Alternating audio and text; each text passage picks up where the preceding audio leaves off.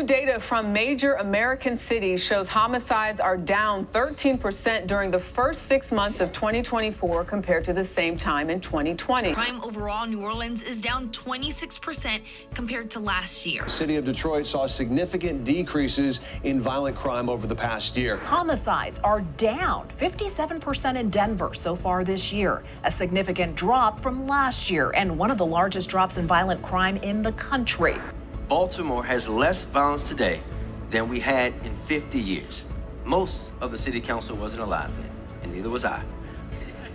Violent crime in Chicago is down 11%, homicides down 40%, and shootings are down 56%. Crime is down nearly 16% in the capital city, that according to Montgomery Mayor Stephen Reed.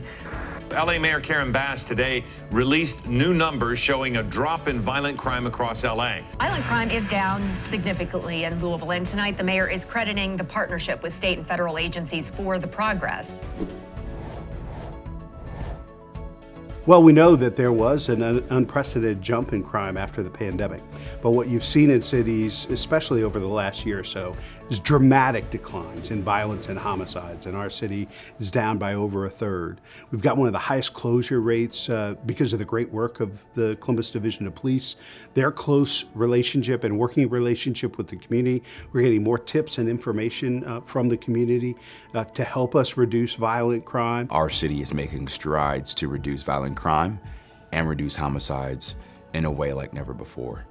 We are certainly deploying an all-of-government approach to make Cleveland one of the safest big cities in the country. We continue to support our police department and help others feel comfortable and safe with them, while we also work with our community partners. We're helping to really try to reduce youth violence. We're working on a group violence intervention program. We're starting to deal with people at a local level in a much more transparent and honest level. And when you do that, the trust between the community and the local officials increases tremendously. The city of Phoenix is generally seeing a decline in crime. We're down in really important areas such as homicides.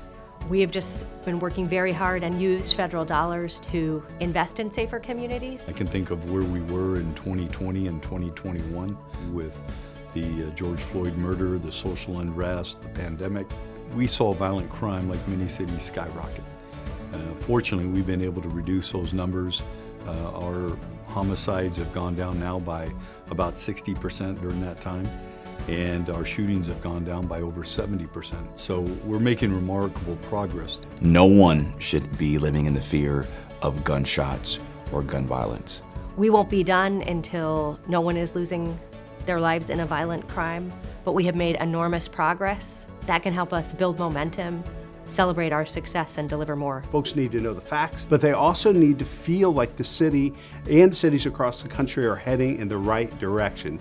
And I think certainly it's incumbent upon us to tell that story and to share and educate the public about the great work that's being done by our police departments and the community in cities across the country.